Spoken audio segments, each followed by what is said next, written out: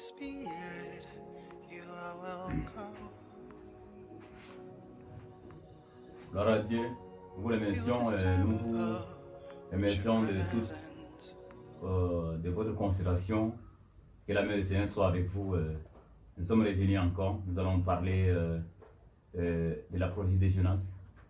Nous allons parler brièvement parce que c'est un enseignement qui va prendre beaucoup de temps.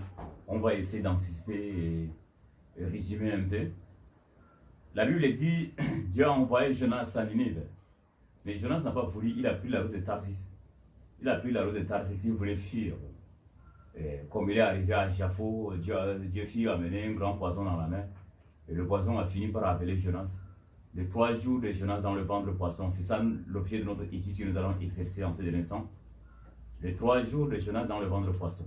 Jonas fit 3 jours et 3 nuits. Or, la Bible dit dans 2 Pierre 3,9, ce qui va arriver sur l'écran.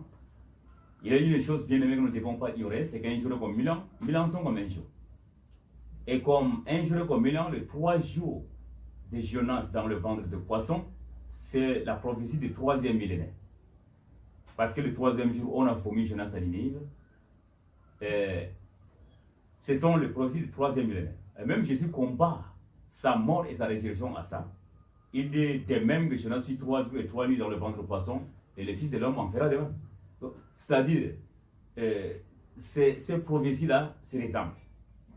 Et concrètement, les 3 jours de Jonas dans le ventre de poisson, qui commence de l'an 0 à l'an 2000, ça fait 2000 ans. Les 2000 ans sont les 2 jours. Le 3e jour a commencé début l'an 2001. Parce que début l'an 2000, on est entré au 3e jour. Or, le 3e jour, Dieu a envoyé Jonas à Ninive.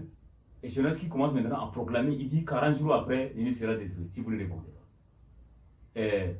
C'est un langage qui cadre avec notre temps. Parce que nous sommes déjà entrés dans le temps où le Seigneur va descendre sur la terre. Parce que le Seigneur va. Il y a une probabilité là-bas que le Seigneur va descendre sur la terre. Maintenant, la Bible dit ne voulant pas. Dieu chapitre 3, verset 9. Ne voulant pas qu'aucun périsse, que tout parvienne à la connaissance de la vérité. Il c'est la miséricorde en fait. Dieu en est patienté pour que nous demandons pardon et nous revenons à lui. Parce que nous sommes déjà entrés dans la prolongation de Dieu depuis l'an 2001. Nous sommes en vivre une prolongation à temps vite. Et nous avons fait 24 ans. Dieu en est patienté et il patiente encore. Mais on sait que cette patience ne va pas prendre beaucoup de temps parce que le Seigneur va revenir. Et c'est un avertissement que nous qui sommes là, arrivés au temps de la fin, nous devons nous préparer pour l'enlèvement parce que dans bientôt le Seigneur va venir ramasser ses enfants. Maintenant, nous allons faire l'étude sur 7 ans. La Bible est dans Osée 6, verset 1 à 3. La Bible dit il nous rendra la vie dans 2 jours, et le 3e jour, il nous relèvera. Voilà. La vie là, chez Jésus, n'est-ce pas? Jésus-Christ dit dans Jean chapitre 11, je suis le chemin, la vérité et la vie. Il nous rendra la vie dans 2 jours. C'est-à-dire, c'est un langage eschatologique. Depuis Osée là-bas, Dieu commence à prophétiser sur le retour de Jésus. Jésus va venir sur la terre, il va faire 2000 ans. Après quoi? Il venait enseigner, après 2000 ans, il va descendre sur la terre pour libérer ses enfants. Mais dommage, les gens sont en train de dormir et on n'en parle pas. Même à l'église, quand on parle de ça, il y a un canevas de personnes qui nous combattent. Il y a ceux qui n'aiment même pas l'enseignement de retour de Jésus-Christ. Alors que c'est le comble temps de la fin. Et même Jésus-Christ, quand il a envoyé ses disciples, il dit allez, dites à tout le monde que le royaume de Dieu est proche. Jean a envoyé ses disciples, il dit allez, dites à tout le monde que le royaume de Dieu est proche. Donc, nous devons faire attention parce que même nous qui sommes là, nous devons nous préparer parce que le royaume de Dieu est proche. Maintenant, nous sommes arrivés déjà au temps de la fin.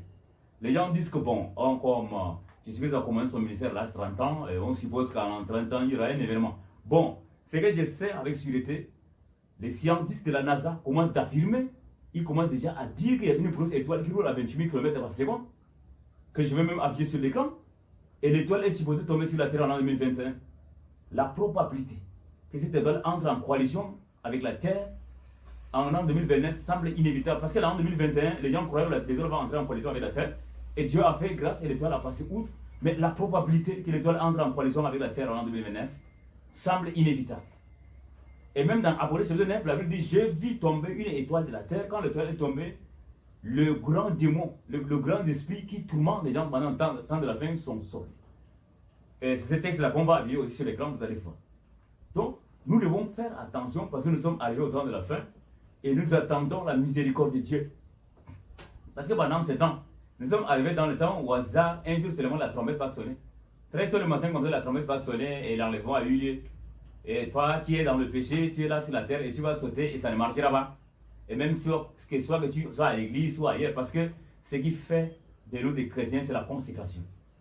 Et quand tu n'es pas dans une vie de sainteté, tu n'es pas appelé chrétien. Le chrétien, comme nous allons le dire, c'est celui qui a porté le nom de l'Éternel son Dieu. Et ce qui fait de nous des chrétiens, c'est la consécration, c'est le respect de la parole. Et quand tu respectes la parole, tu es considéré comme un païen. Même un chrétien qui meurt dans un état de péché, il est considéré comme un païen. Nous devons faire attention. Donc, le Seigneur bénisse sa parole et nous couvre par sa bénédiction. Nous arrêtons là. Que la main du Seigneur soit avec vous. Soyez bénis. Amen.